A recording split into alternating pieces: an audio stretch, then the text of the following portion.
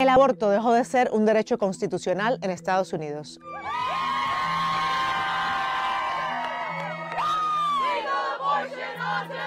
Así lo decidió la Corte Suprema del país, de mayoría conservadora. En una decisión muy poco habitual, el tribunal revocó su propia e histórica sentencia de 1973, conocida como Roe versus Wade, que era el precedente legal que garantizaba el derecho a la interrupción voluntaria del embarazo a nivel federal. A partir de ahora, cada estado podrá decidir si mantiene el derecho al aborto o, por el contrario, ilegaliza esta práctica, como ya han anunciado al menos la mitad de los territorios. Estas restricciones van a afectar a millones de mujeres y desatar numerosas batallas legales y políticas en un país muy dividido al respecto. En este video respondemos a 4 preguntas clave sobre esta controvertida decisión. Hasta ahora, el derecho al aborto en Estados Unidos estaba protegido a nivel federal por la Constitución del país mientras el feto no fuera viable fuera del útero. Así lo decidió la propia Corte Suprema de 1973, cuando la mayoría republicana del tribunal interpretó que la 14ª enmienda de la Carta Magna, que reconoce el derecho a la privacidad, amparaba también el derecho a las mujeres a interrumpir su embarazo. Es el caso que se conoce como Roe versus Wade. Pero en los últimos años, la regulación ya había sido desafiada por varios estados. Uno de ellos fue Mississippi. En 2020 se aprobó en ese estado una ley que prohibía abortar más allá de la semana 15. La regulación fue impugnada hasta llegar a la Corte Suprema, que ahora, en una votación de 6 jueces a favor y 3 en contra, dio la razón al estado de Mississippi. Y al mismo tiempo derogó Roe versus Wade por 5 votos contra 4 al considerar que el aborto no está protegido por la Constitución estadounidense.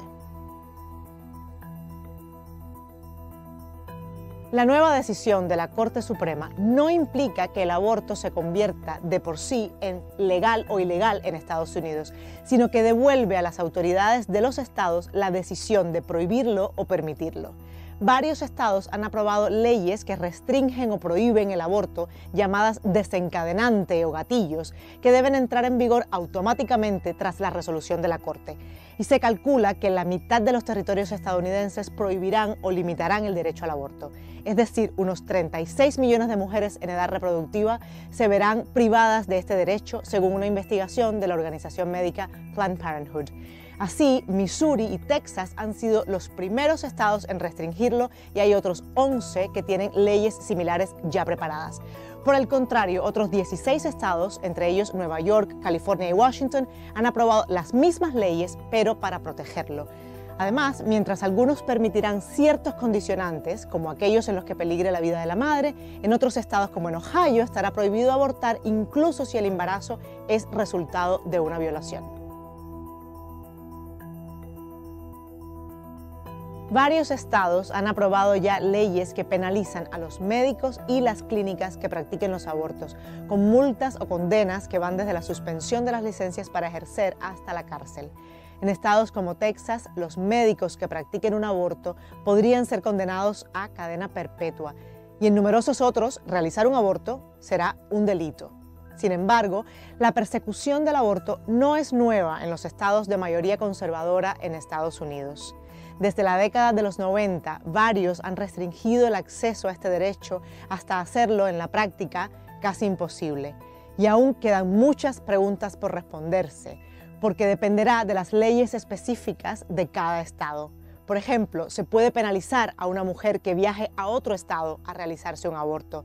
¿Qué le pasa a quienes reciben pastillas abortivas por correo?